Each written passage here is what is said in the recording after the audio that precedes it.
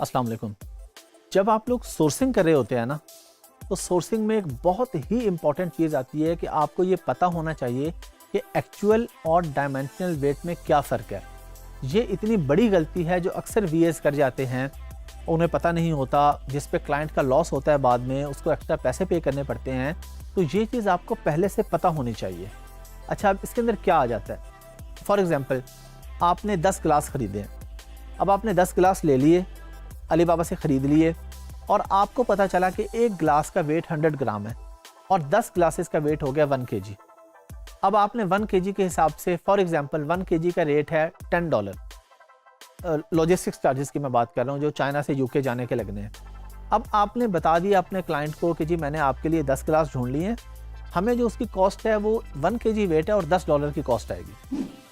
होता यहाँ पे ये है कि आप जब ग्लास खरीद के लॉजिस्टिक्स वाले को भेजते हैं तो वो कहता है कि नहीं जी, इसका वेट तो 3 kg है। आप कहते हैं जी 100 ग्राम है, ये तो 1 kg बन रहा है 10 ग्लासेस का। वो फिर आपको बताता है कि देखें, आपने एक्चुअल वेट काउंट किया। डायमेंशनल वेट क्या होता है? लेंथ और विड्थ के हिसाब से अलग से वेट काउंट होता है। अब हम इसमें एक और अगर एग्जांपल ले लें, हम एक तकिए की, एक पिलो के एग्जांपल ले लेते हैं। पिलो का वेट है 1 kg, 10 ग्लासेस का वेट भी 1 kg और एक पिलो का वेट भी 1 kg है, लेकिन प्राइस दोनों की बराबर नहीं होगी, क्योंकि 10 ग्लास, एग्जांपल दे रहा हूँ, इतनी सी जगह पे आ जाएंगे, इतने से बॉक्स में आ जाएंगे। पिलो अगर बड़ा है तो इतना बड़ा पिलो है। अब इतने बड़े पिलो के लिए वो डायमेंशनल वेट के हिसाब से चार्ज होगा। ये आपको चार्ट मिल जाएगा और मैं आपको प्रैक्टिकली ये बता भी दूंगा कि डायमेंशनल वेट हम किस तरह से काउंट करते हैं जब हम सोर्सिंग में करेंगे। लेकिन आपको ये चीज़ क्लियर होनी चाहिए कि वेट जो दिखने में नज़र आ रहा होता है सिर्फ वो वेट नहीं होता, डायमेंशनल वेट भी साथ चार्ज होता है। अब अगर आपके क्लाइंट की प्रोडक्ट पिलोज ही हैं, आपने वो उसको बता दिया, $10 बता दिए 1 kg के, उसने 1000 पिलो ले लिए, बाद में पता चले जी ये $7000 एक्स्ट्रा पे करना पड़ेगा कि डायमेंशन ज़्यादा है आपकी प्रोडक्ट की। तो जब भी आपने सोर्सिंग करनी है, हमेशा अपने सप्लायर से ये क्लियर करना है कि जी मुझे इसका डायमेंशनल वेट बताएं, ताकि मैं उस हिसाब से इसकी प्राइस ले सकूं सोर्सिंग वाले से।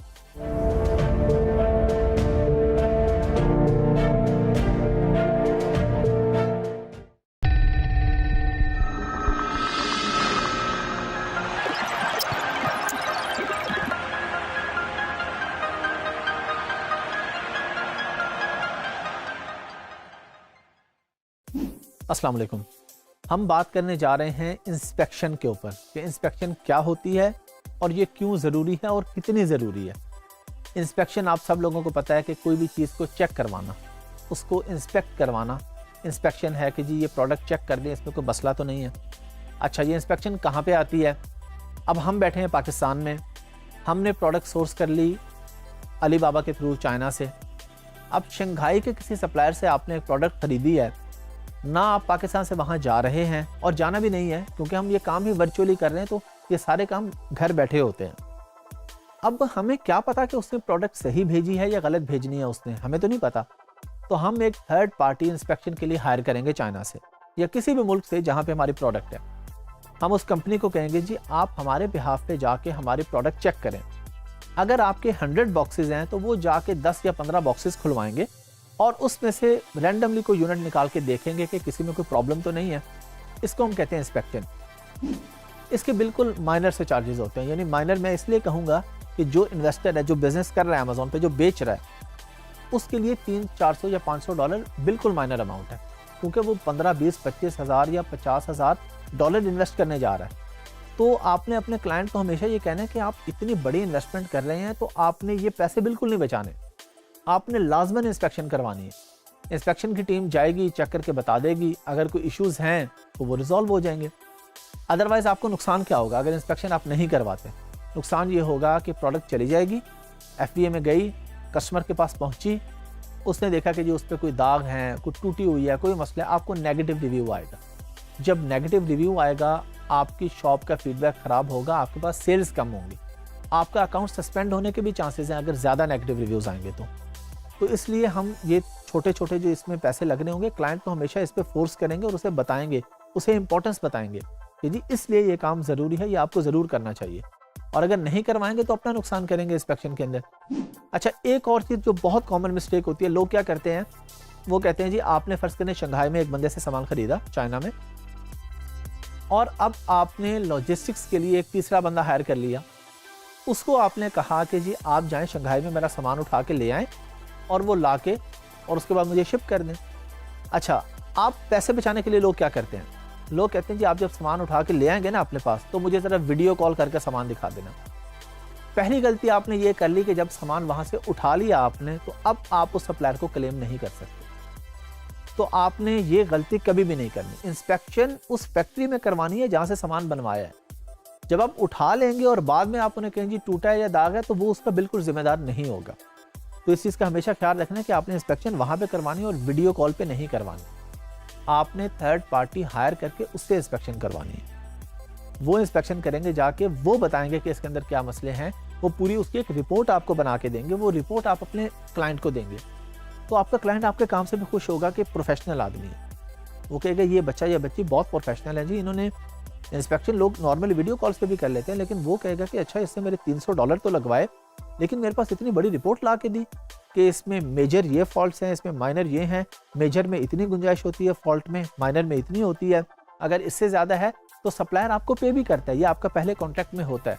ये हम बाकी वीडियोस में ये चीज़ सीख चुके होंगे या मज़ीद हम सीख लेंगे कि सप्लायर से हम कॉन्ट्रैक्ट करते हैं कि जी अगर इतनी गलती होगी तो गुंजाइश है, इससे ज़्यादा होगी तो आपको एक्स्ट्रा यूनिट देने पड़ेंगे या रिफ़ंड करना पड़ेगा या पार्शियल रिफ़ंड करना पड़ेगा। ये सारी चीज़ें हमारी तय होती हैं। तो इंस्पेक्शन हमेशा हम थर्ड पार्टी से करवाएंगे और उसकी रिपोर्ट अपने क्लाइंट को भेजेंगे।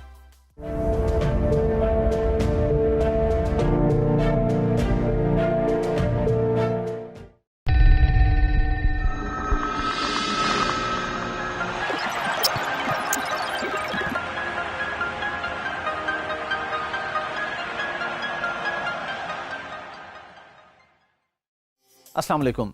हम लोग इस वीडियो में सीखेंगे कि प्रॉफिट को कैलकुलेट किस तरीके से किया जाता है और उसके क्या क्या मेथड्स होते हैं। सबसे पहले तो ये कि प्रॉफिट कैलकुलेटर होता क्या है। अब ये तो बहुत आसान सी बात है, आप सब लोगों को पता है कि कैलकुलेटर हम क्यों यूज़ करते हैं। कोई भी चीज़ जमा तफरीक करने के लिए, ज़रब करने के लिए, डिवाइड करने के लिए, कुछ भी हम कैलकुलेटर का इस्तेमाल करते हैं। प्रॉफिट कैलकुलेटर या प्रॉफिट कैलकुलेटिंग इस पूरे बिजनेस का मेन या की फैक्टर है। अच्छा, क्यों है? अगर आपने प्रोडक्ट हंट कर ली, आपने कहा जी मैं ये बेचूंगा, और आपने सोर्स कर ली और आगे बेचना शुरू कर दिया और आपने कैलकुलेट ही नहीं किया कि आपको बचेगा क्या, तो बिजनेस वैसे नहीं होता। हो सकता है आप लॉस कर जाएं। आपको पूरा काम पहले करना होता है। आप देखते हैं मैं ये प्रोडक्ट बेचने जा रहा हूँ अमेजोन पे, ये अमेजोन पे बिकती है $10 की। अब आप पूरा हिसाब करेंगे, इसको हम प्रॉफिट कैलकुलेशन कहते हैं कि जी 10 की बिक रही है, ठीक है। आपको पता चला कि मुझे $1 की मिलेगी। फिर आपने देखा कि $1 मेरी कॉस्ट आएगी इसको यूके या यूएसए भेजने की, $2 हो गए। फिर आपने देखा कि इस पे मेरी कॉस्ट आएगी तकरीबन $2 आगे क्लियरेंस में और वेयर हाउस के खर्चे, हर चीज़ मिला के आपने कहा जी $2 और आ जाएंगे, 4 हो गए। फिर आपने देखा कि जी $2 जब मैं इसको सेल करूंगा तो मुझे इस पर वैट भी पे करना है, यूके की अगर हम बात करें। आपने कहा जी $6 हो गए। $1 आपको कोई और कॉस्ट आपने लगाया कि जी अगर ये 3PL पे पड़ा होता है, 3PL पे भी हम लोग डिस्कस कर चुके हैं प्रॉपर तरीके से। आपने कहा जी $7 में मुझे कॉस्ट कर रहा है और 10 में बिकेगा तो मुझे $3 बचेंगे जो कि होगा 30%। इसको हम कहते हैं प्रॉफिट कैलकुलेटर। आप लोग कभी भी प्रोडक्ट फाइनलाइज नहीं करेंगे जब तक आप प्रॉफिट कैलकुलेट ना कर लें। आपने अंदाजे से नहीं करना कि बाद में देखेंगे कितने बच गए, कितने बच रहे हैं, मैं प्राइस बढ़ा दूंगा। एक चीज़ मार्केट में बिकती ही $10 की है, आप उसके प्राइस 11 करेंगे, आपसे कोई भी नहीं लेगा। तो हमने पहले मार्केट रिसर्च करनी है कि मार्केट में कितने की बिक रही है, एवरेज प्राइस क्या है, उस एवरेज प्राइस के अकॉर्डिंगली हमने अपनी प्रोडक्ट सोर्स करनी है। सोर्सिंग में आपके काम आता है ना प्रॉफिट कैलकुलेटर, कि आपने देखा, हमने हिसाब लगाया कि हमें 7 में टोटल कॉस्ट आ रही है, 10 का बिक रहा है, लेकिन ये हमें मिला $1 का। तब सारे खर्चे डालने के बाद 7 में पड़ा जाके। लेकिन अगर हम देखते हैं कि जी हमें $3 का मिल रहा है तो फिर तो ये सारे खर्चे डाल के हमें $9 में पड़ेगा, हमें तो सिर्फ $1 बचेगा, 10% बचेगा। तो हम ऐसी प्रोडक्ट में तो नहीं जाएंगे। फिर हम करेंगे क्या? या तो हम प्रोडक्ट चेंज करेंगे या हम सोर्सिंग में मेहनत करेंगे। हम लोग सप्लायर से फाइट करेंगे, यानी फाइट, प्राइस की फाइट की मैं बात कर रहा हूँ। प्राइस पे उसके साथ फाइट करेंगे, नहीं जी ये मुझे फलां जगह से भी सस्ता मिल रहा है, आप इसमें देखें, कंप्रोमाइज़ करें, मुझे सस्ती चाहिए। आप नए सप्लायर ढूंढेंगे, नए प्लेटफॉर्म पे जाएंगे, गूगल पे देखेंगे, अलीबाबा पे देखेंगे, और भरे पड़े हैं प्लेटफॉर्म्स। मेन अलीबाबा ही है, उस पर इतने सारे सप्लायर्स हैं। फिर आप ज़्यादा सप्लायर्स को कांटेक्ट करेंगे, आप उन्हें बताएंगे जी मुझे प्रॉफिट ही नहीं बच रहा कुछ, देखिए एवरेज प्राइस ये है, मुझे तो कुछ भी नहीं बच रहा है इसके अंदर। आप रूटीन के अंदर आप उसको सीधी एवरेज प्राइस अपनी नहीं बता देते, आपने हमेशा उससे वैसे ही फाइट करनी होती है प्राइस पे। चलें जी, हमें अब मिल गया कि जी ठीक है $1 में मिलेगा, कोई मान गया, फाइनल प्राइस हमें मिल गई। अब हमारे पास ये प्रॉफिट में आ गई है प्रोडक्ट। ये सारा हमें कैसे पता चला? कैलकुलेट करने से।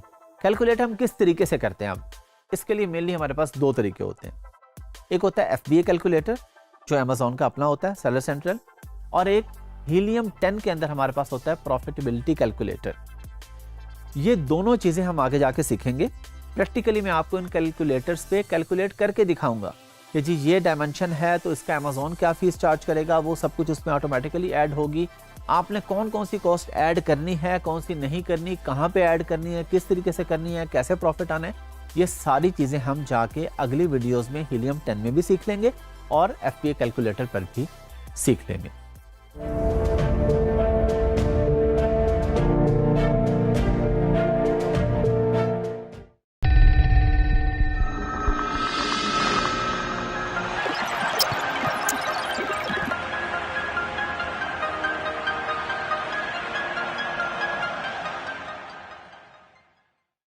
अस्सलाम वालेकुम। हम लोग सीखेंगे कि सप्लायर के साथ जो एग्रीमेंट होता है वो क्या होता है, किस तरह का होता है और वो क्यों ज़रूरी है। अच्छा, पहली चीज़ ये है कि एग्रीमेंट होता क्या है।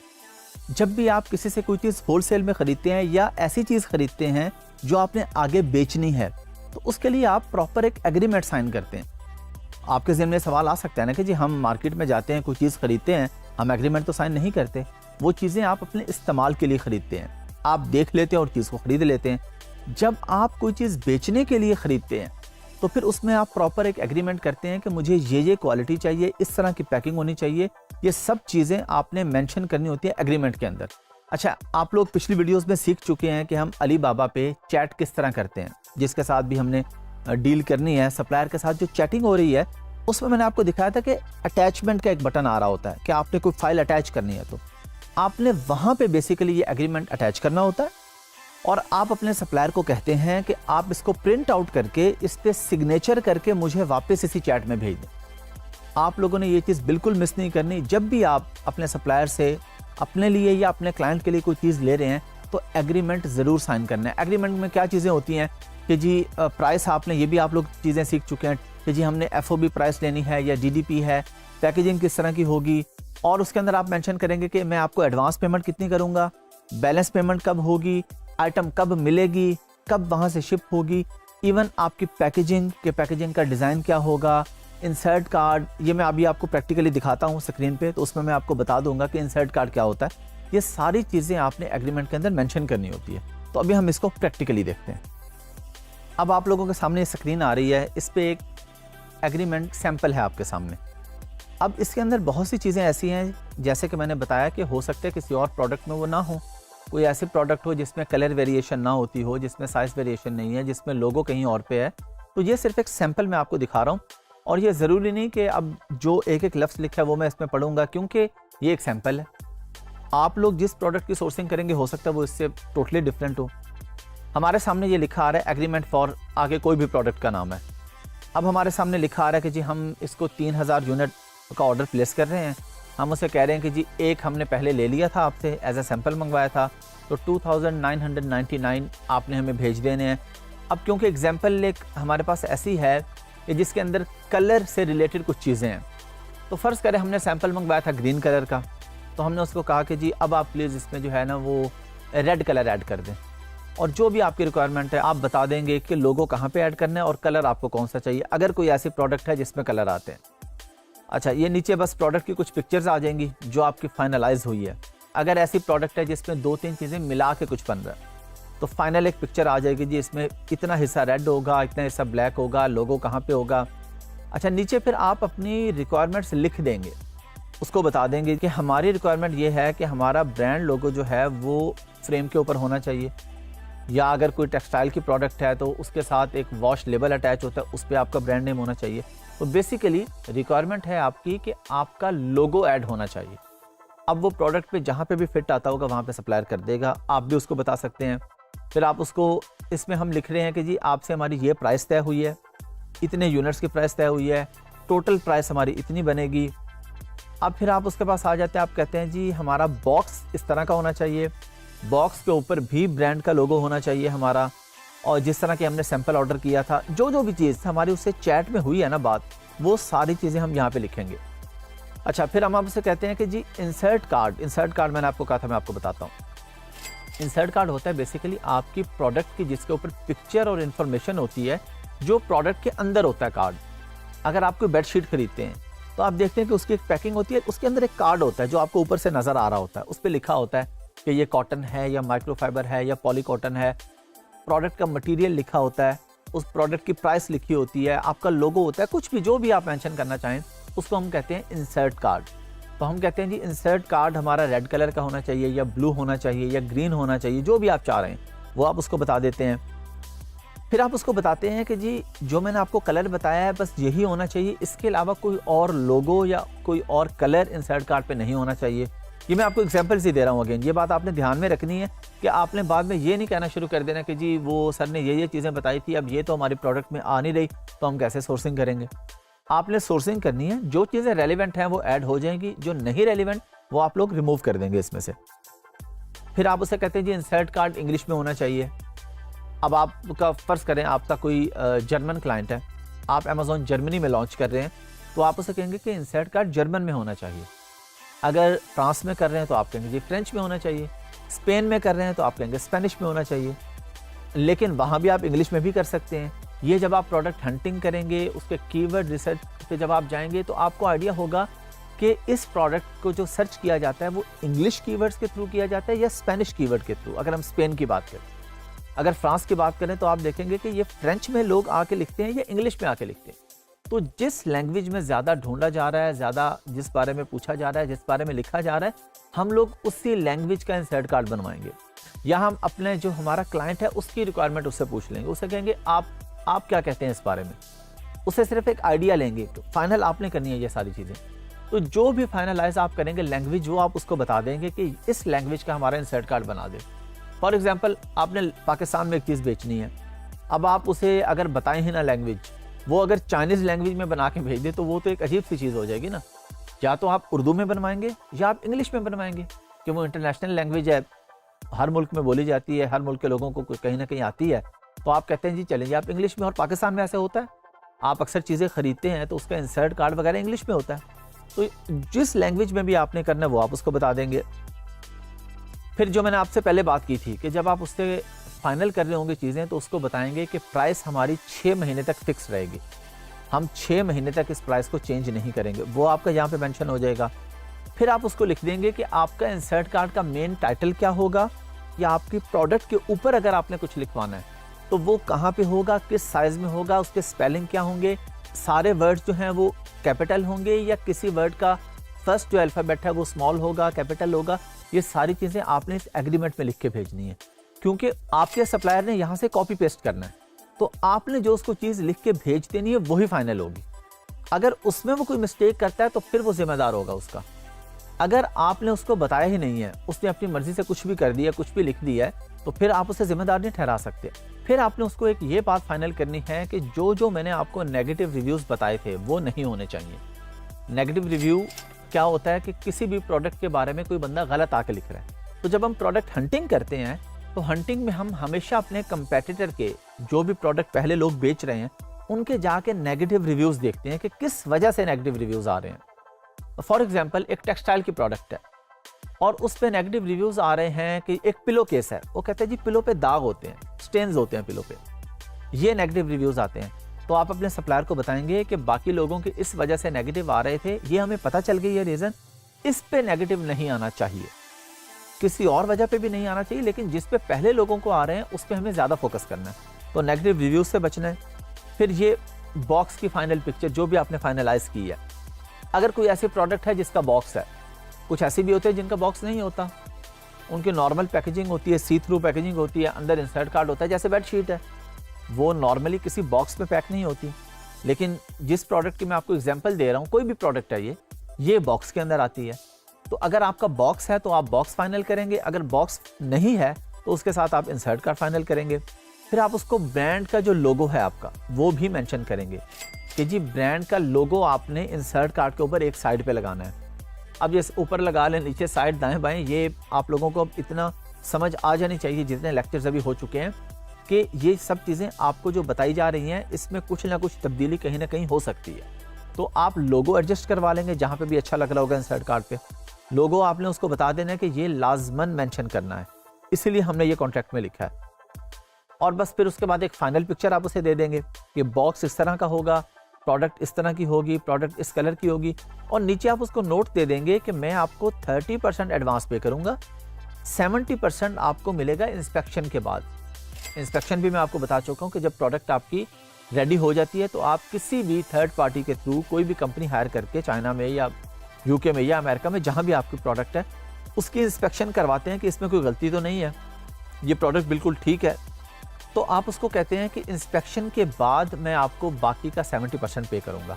जो भी बात आपकी चैट में हो रही थी आप एक जगह पे कॉन्ट्रैक्ट में लिख के उसको भिजवा देंगे और वो इसको साइन करके आपको वापस भिजवा देगा। आप लोगों के सामने मैंने ये जो अभी एग्जांपल दी, आपने इसको अच्छे तरीके से देख लिया, ये एक सैंपल है।